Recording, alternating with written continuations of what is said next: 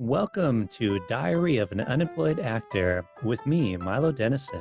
Joining me is my friend Clare Millane, who is an actress and a writer in Ireland, and she is also my co-host on another podcast called the No Budget Filmcast. Thanks for joining me, Clare. Thank you so much for having me. Oh, it's a pleasure. Thank you. Yeah, this is really strange, isn't it? Because you're over in London and I'm in County Galway. But anyway, everyone's unemployed now. All the actors and directors and writers are unemployed. So Well, that's it. We're all just kind of sitting at home, like, oh man, yeah, no auditions today.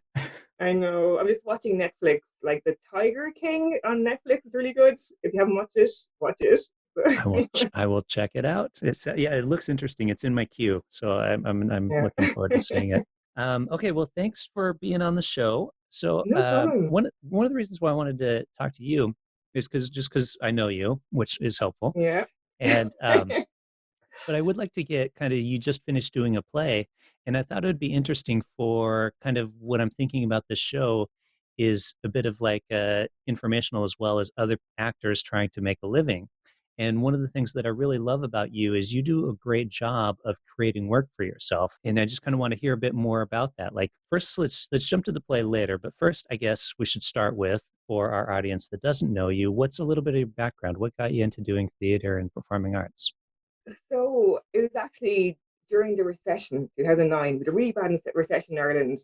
And I had nothing to do. And I used to do a little bit of theatre when I was a teenager. So I joined an amateur dramatic club in Dublin called Dublin Shakespeare. And I ended up being in a lot of their shows and absolutely loved it. And then I found a fabulous theatre called the Focus Theatre. If anyone doesn't know the Focus Theatre, it's Gabriel Byrne would have trained there.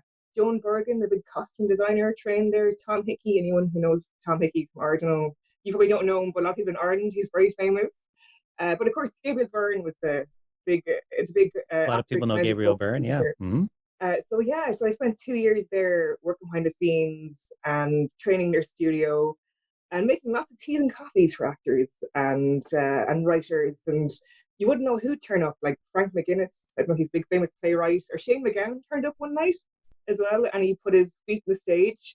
So yeah, I just ended up getting sucked into the theatre world, and I kind of got sick of making teas and coffees for actors and being on book. I was like, right, I really want to train full time as an actor. So I ended up going to the Gaiety School of Acting full time for 2 years, and I absolutely loved it. It was the most magical, amazing 2 years in my whole life. And Hmm. I didn't miss one class in 2 years, even when I was sick. Wow. So I'm really proud of that. We had a bet going on, myself and another guy from Galway. There were two of us in the whole year who never missed one class in 2 years. And it's fairly intense training. Like you're there from 8 o'clock in the morning to 6 o'clock in the evening. Then you're going home, getting some dinner, and you're working till midnight. So, and you're getting up again doing the same thing. And it is crazy, but with the most amazing teachers. You're in this amazing bubble. So, you come out and then you're like, God, I can't wait now to get stuck into, performing on stage. It was mostly theatre I did and just getting into the professional world. But the reality is very different. So we had a big showcase, and it's kind of weird when you go to acting school and drama students out there.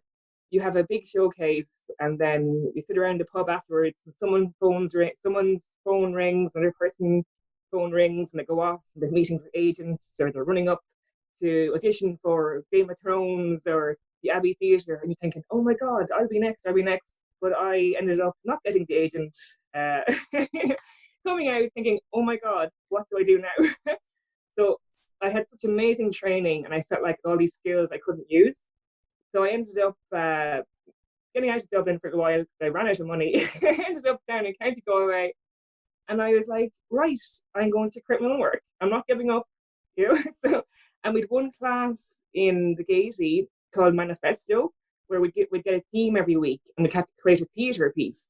And it was the most amazing class in the whole world, because a lot of people that come out to the Gaiety, they create their own work, and that sometimes gets them into the professional world. When you don't get the agent, when you don't get the auditions, don't get the opportunities, they gave us the tools to create our own work, create our own opportunities. So I just started creating work, mostly theatre, And then I decided theatre can be very expensive to put on. I had one show that went on, and we got no audience one night. Did you know, did you still do the show with no audience? you know what? I'll never forget it as long as I live. We had such a lovely director, actually. Ono Gorman, a good Yep. friend, fellow Mm-hmm. Ono Gorman, and he's the most loveliest guy in the world. So I spent ages putting on this show, trying to get this into production, and I finally got into production. And I remember the director came behind the stage, said, "Claire, there's two people in the audience," and then he came out, "Claire, when the Discover had to pay, it got left." So one night we had no audience, and we went on anyway. Oh. So, but it was one of those moments I'll never forget. Through creating my own work, I started meeting people like yourself, through a filmmaking club. And then when you get to know one person, you get to know another person, you get to realize who you work really well with. But I found the theatre, when I kept pursuing theatre because that's my original background, it took a lot out of me. So I decided, right, I'm going to focus on film. I didn't know much about film, and I came across an ad for Dublin filmmakers and walked through the door. And 5 weeks later, I'd written, produced, and acted in a music video Hmm. for one of the oldest punk bands in Ireland. So Paranoid Visions, anyway. But it was, yeah, it was just magic, and I just kept creating my own. And then every time I create work, I always hit a point where, why do I do this to myself? And then, but that's the point where I know that, no, that's a good point to hit, because then I realize, okay, push through that like a marathon. You hit in the wall, you push through it, and then things just start snowballing from there. So that's how I started creating my own work, and yeah. And you So that's find kind of it works out. That's great. brief background into doing things. But you know what? When I came out of acting school, and I didn't get the agent, didn't get the opportunities. Yeah, you're like, it is kind of a bit heartbreaking because I put 2 years full time, and then 2 years previous to that in the Focus Theatre. But in one way, it was a complete blessing in disguise. So anyone who's listening to this podcast and they're in drama school and they're coming out and they're not getting the auditions, not getting big parts, I'd absolutely highly, highly recommend to create your own work. You'll find people who you realize, okay, I work really well with them. Because even some of my friends in drama school, I tried to work with some of them afterwards, and we just didn't. Not they're lovely people and everything, we just didn't work well together. Hmm. But you'll find other people you work really well together, and then what happened to me, I found I kept one or two people. I'd bring them up and say, "Listen, are you free at the moment? I have this idea," and they're like, "Yeah," because you'll find who you work really well with, and you have those contacts. And yeah, so for me, it was, even though it was kind of heartbreaking to come out and not get any opportunities and not get the agents, and it was blessing in disguise. And Yeah. I'm so glad now, because most of my class have given up, really, and there's like two, three of us still here. Do you still keep in touch then with most of your classmates or a few of your classmates or Yeah, one or follow them? two of them, and it's so amazing. Like one girl is doing really well, but it was still a struggle.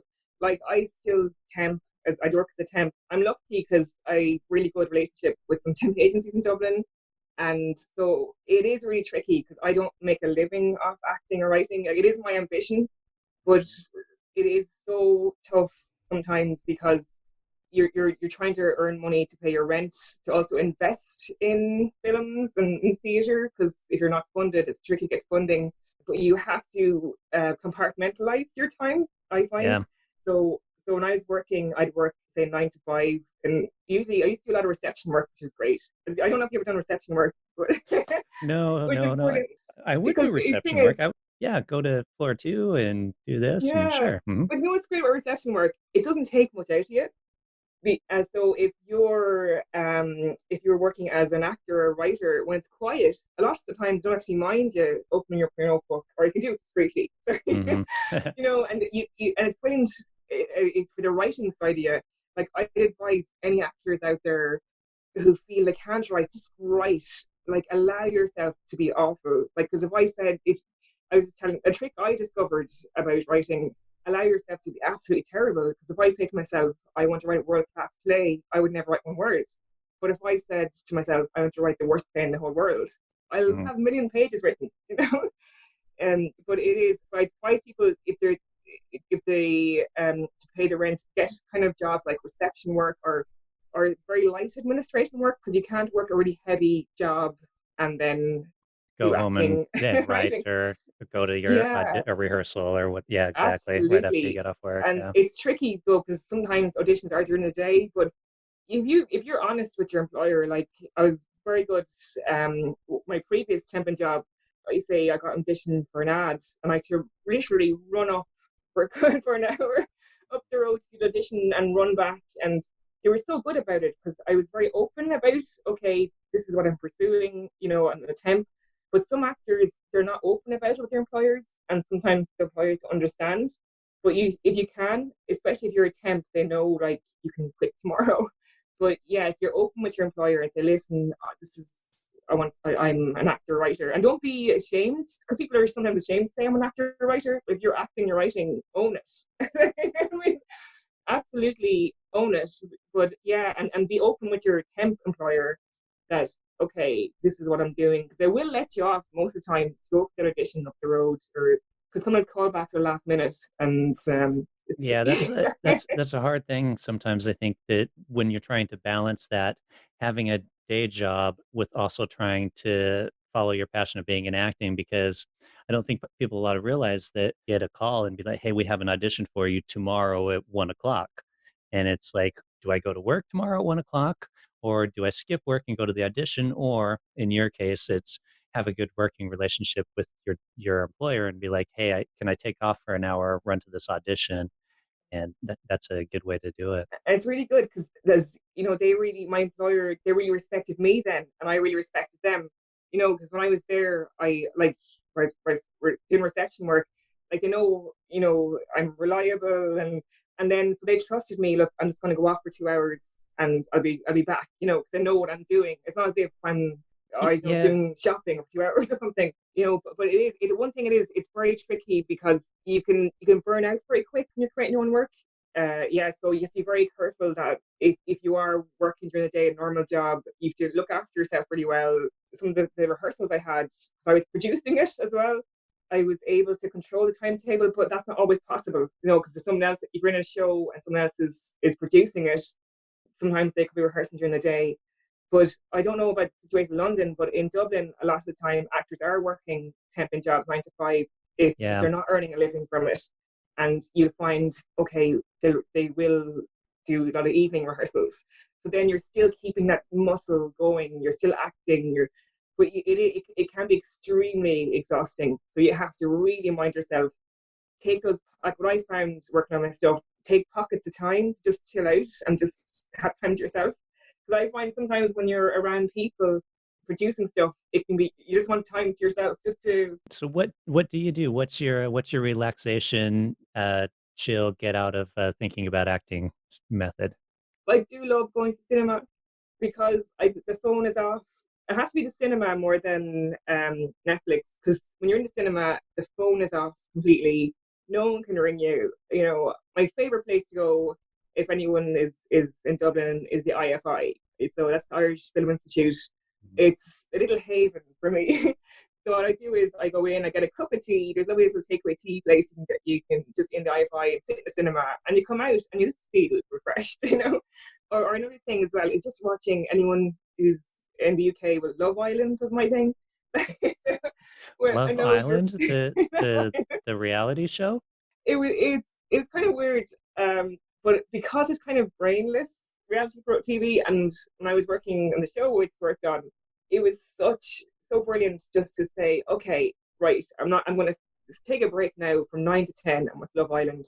And I read an article about a woman. I think she was going through a breakup or something, and she was saying she did the same thing. She had to use Love Island.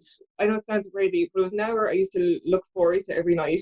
And just, if people used to laugh at me when I was in rehearsals, I was like, right, I watch. And sometimes I didn't have a television, so I had to get it back on my computer, and I'd watch the previous night. So when came up for rehearsals at 11 o'clock, I was like, yes, I can go and watch Love Island for an hour, and then and as long as I went to bed by midnight, I'm okay. But it was Mm. so great just to go from rehearsals and producing stuff to go home and watch reality TV.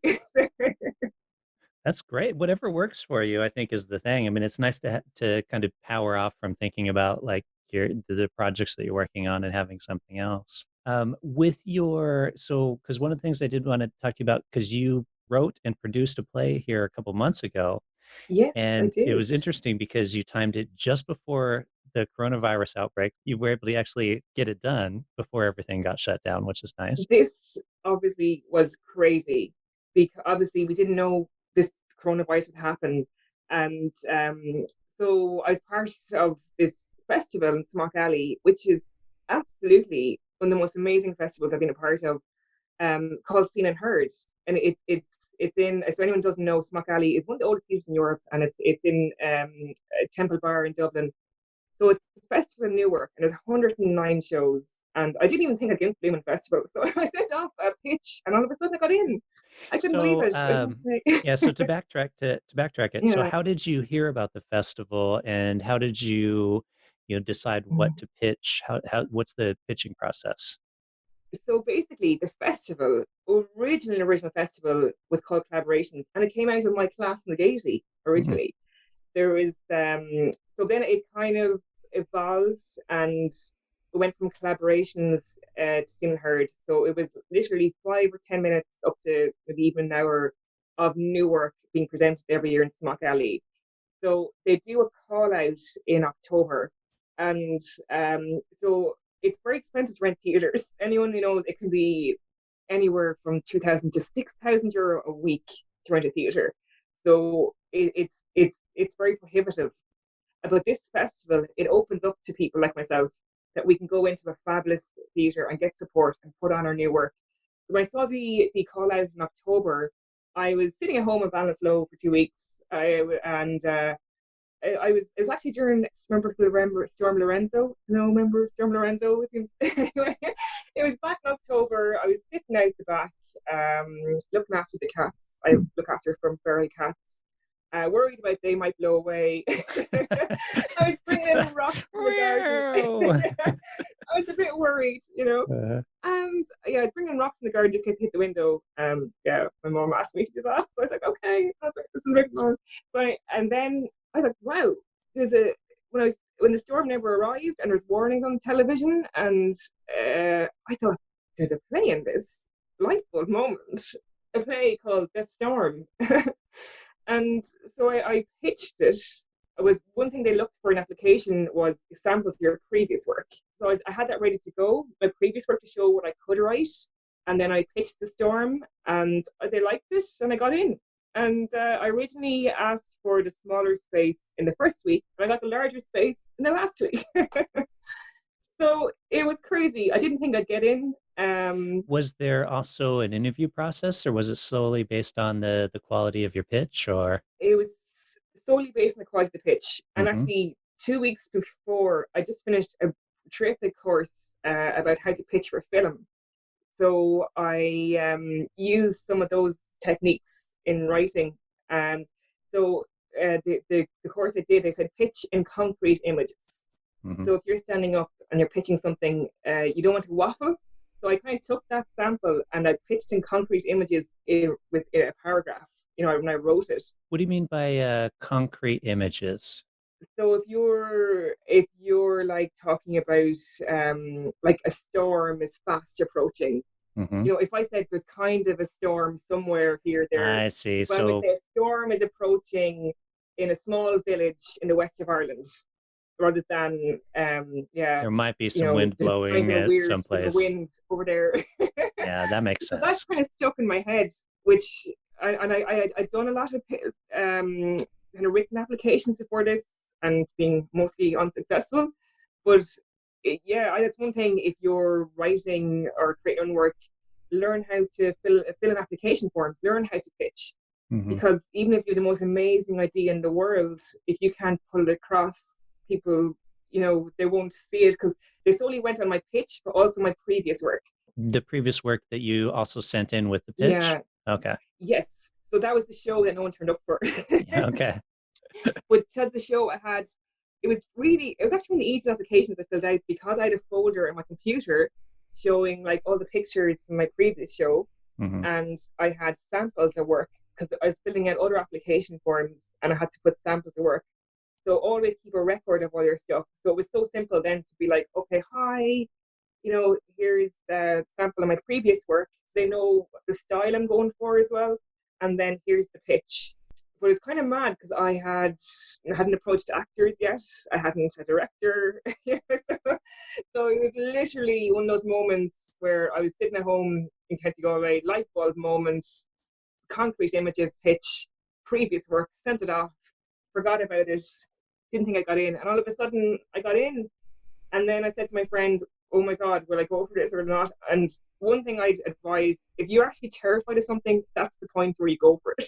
Because I was like, having done the previous theatre work and not getting an audience, and for other work, kind of producing stuff that didn't come off, I was kind of a bit nervous going back to theatre. But then I just said, okay, Claire, just go for it. Whatever happens, happens. So yeah, it was. And then okay, so you got in, and then how did you go about finding you? Because you didn't you starred in it and wrote it, and produced it, but Yes. you didn't direct it, so you had to find a No. director, and then you also had to Yes, find your other actors. I did. And the thing is, because I'm involved in acting world, I know people who would be suitable for the characters, and also I work well with, which is really important especially when you're producing something. There could be amazing actors, but you mightn't work well with them. So I approached two actors, and it's funny, at the time they were. I asked to meet them say at 4 o'clock, and I hadn't written the play yet. So I wrote. I had 2 hours. I had a coffee, and I had to really quickly write a scene. I didn't have it printed out or anything. I just had it on my iPad and got to read it. But I knew them when they read it. I ended up actually the characters. I switched them. The original characters I wrote that I thought suited for, they were actually suited for the opposite characters. So that was kind of interesting. But yeah, I saw them the part and their availability, and they were delighted. And then for the director came along later. So it's a bit tricky sometimes to get a theatre director. So the Smock Alley and the festival, they were just, I've so much praise for them. They had a pitch and mix session. So this was kind of terrifying. Again, this is another moment where if you're terrified of something, just do it. So they made everyone who's looking for directors, lighting people, to queue up in a big long line, and they had my name. This was in a full room full of probably 100 people in Smock Alley. They had my name and the screen in the back, and saying who I was looking for. I had a microphone, and I had to pitch my idea. And again, I had to use concrete images, even though I was shaking and nervous. That's the one thing about actors. It's okay when you're acting, but you're playing yourself sometimes. It's more nerve-wracking. It's true. When I was in college, I'm going to interrupt you here for just a second, but that Yeah. did just remind me of a story, because same thing. I directed a play when I was in university, and before it was like a dinner theater. They were like, "Hey, can you come up and do a little speech before the show? Just to all the dinner theater audience." I'm like, "What?" So I wasn't prepared, and I got up and I was like, same thing. I was super nervous, didn't know what to say, and it's so weird to realize when you're yourself how different that is from being a character in front of It an is. audience. It's be a character, no problem. But being yourself as an actor, it's actually quite nerve-wracking. Playing me, being Claire. Yeah, it was kind of. So I pitched this. I pitched it in front of the room, and all of a sudden, no one approached me, and then three directors couldn't believe it. Came approached me, and then one guy, because it's a farce I wrote, and he trained in Commedia dell'arte, which is kind of farce, and yeah, I just offered him. He was delighted, and so the whole thing kind of took off from there. And so much work went into it, and a great producer as well. Our great friend Paul Feeney, he Oh was yeah. brilliant producer in the show. We were so lucky because so much work went into it. Like I was working 9 to 5, so I was working before I went to work, and then come home working after I went to work and going to rehearsals. So, and I'm watching Love Island for the break. But Of course. but I was so lucky because we had to cancel a few rehearsals because of us. It's called the storm, but because there were so many storms, and I apologize for all the storms I caused. We thought the storms were the worst thing that happened recently, and I was so nervous because I was worried a storm would come along and affect the storm But obviously we didn't know what would happen now. But yeah, so much work went into it. It was unbelievable. Like I wouldn't really recommend what I did, but I'm glad I did it. But it was so much work. And now, oh my God, I'm so lucky that coronavirus didn't hit earlier because it would have been pretty devastating, like after all that. Because theatres are booked up months in advance, so you're not sure if you'll get back. If and I was the last week as well, so if the coronavirus hit in the middle, it would have Yeah, that's the been, thing. Yeah, yeah, you got in just in time, like yeah, just before so everything got lucky. shut down. Yeah, and I've no projects coming up. I was just kind of my own writing stuff. So like because I know a lot of actors, directors, writers are really badly affected at the moment. They have projects coming up and they're devastated. Yeah. Like one girl actually went to the Gaiety with. She's got the lead in Maid Vinci, Circle of Friends, in the Gaiety. Fabulous actor, and like that's gone now. And sure, the Gaiety's booked up probably 2 or 3 years in advance. And that was being advertised in the radio, and and it's such an amazing opportunity. Like, and they hadn't even gotten into the theater, even had Hmm. one show, and so it's kind of devastating for a lot of people at the moment.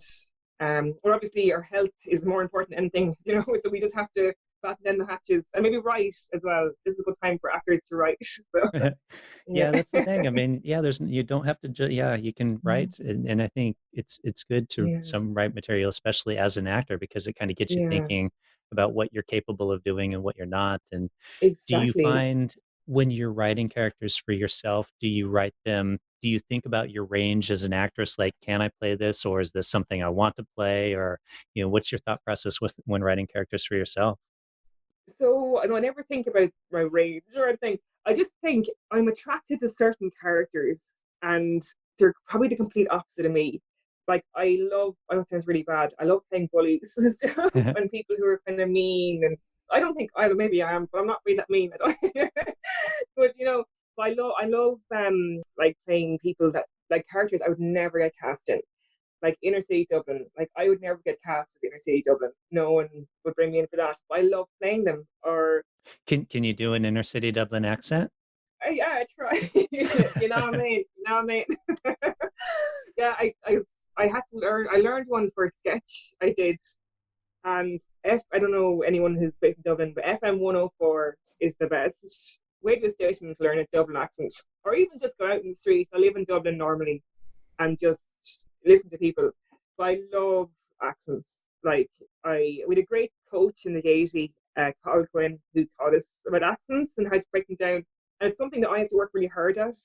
But I just love different accents and different characters and surprising people.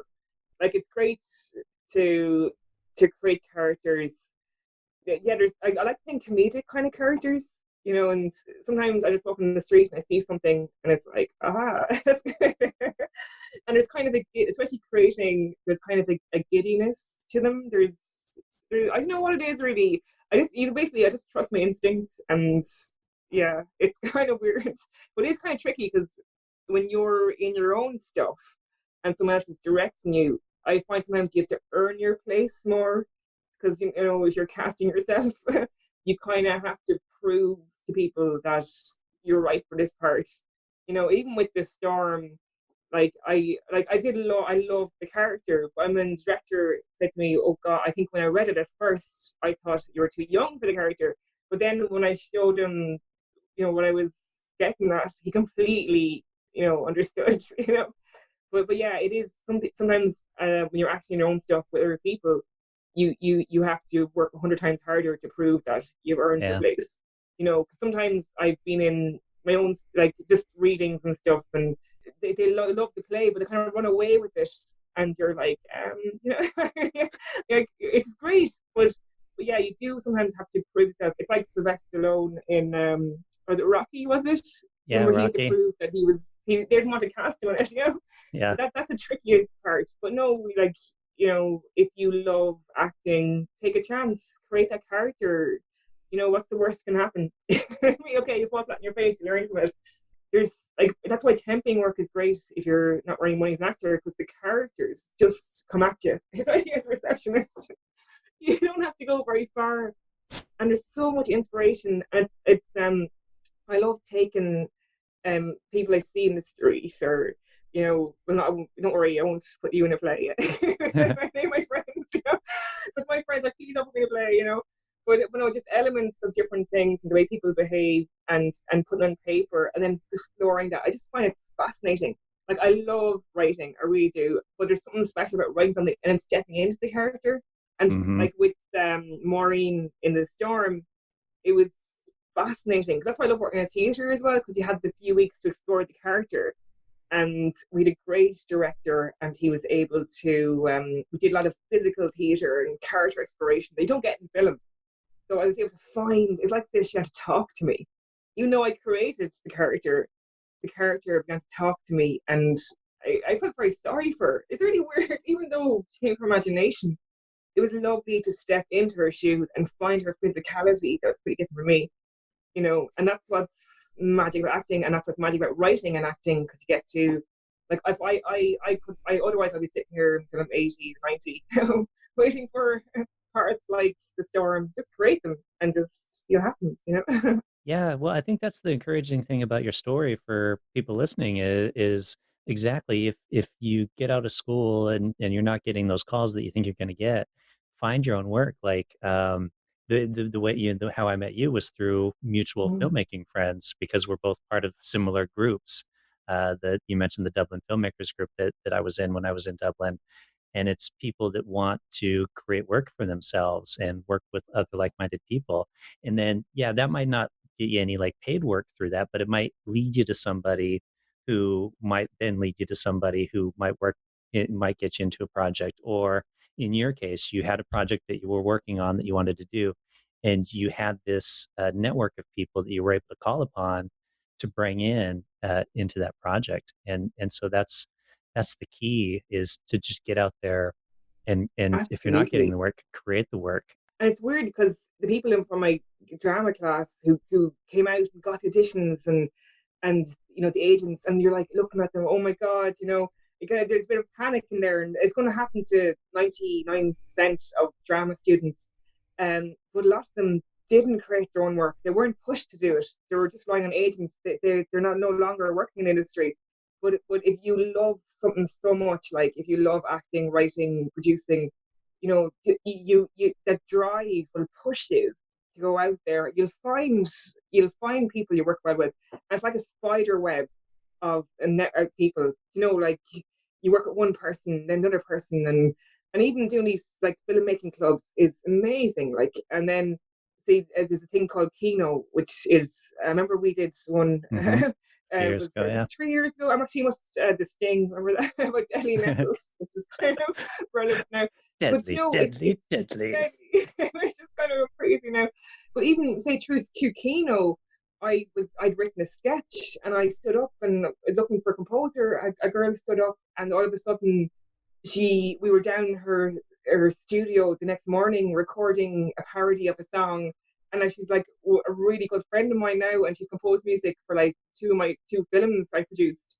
And then if you like, for instance, there's a little Galway Film Festival is massive. It's an Oscar-worthy one, but there's a little tiny little festival within the festival, a 1 minute thing, and I was so excited to get in. Was it coming 5 years ago now? But with actually, did you direct that, the social experiment? The social experiment, Didn't yeah. you? I, You I did. did. Thank A you for film music. remembering. Yeah. Sorry, my love. Sorry, Uh-huh. but you know, it Yes. was through that I met Richie, and Richie works in the industry full time. You know, Yes. as Hmm. a you know, and Yeah, he's a he very works. talented He's a camera very person. Yeah. talented guy. You know, and it was great because I could ring him up. You know, and like, listen, are you available? Because they're having quiet time. They want to keep working. But yeah, it was, but through even the social experiment, I went to Galway, and then I went back the following year and we met Vincent, who was Vincent Lamb. He was actually nominated for an Oscar, you know, and he's like nearly like, you know, and so it's amazing when when you create something, you go to a film festival, you start talking to people, and then all of a sudden you're at the Oscars, and then you meet them again somewhere else, and you're building a spider web of stuff. And most people, they're so lovely. Like for instance, I applied to an ad randomly on Facebook looking for actors in the Midlands. It was a tiny ad. I thought it was a student film. And anyway, I turned up with my one line. I hadn't really learned because it was one line. And who's my scene partner? But anyone, Aidan Gillen from Wow. Game of Thrones fame. And it was mad because I was sitting there with a cup of tea and he comes over to me, introduces himself, hi, I'm Aidan. They're like, oh my God, I know who you are. But the cameraman on that, he actually worked with me in the Gaiety.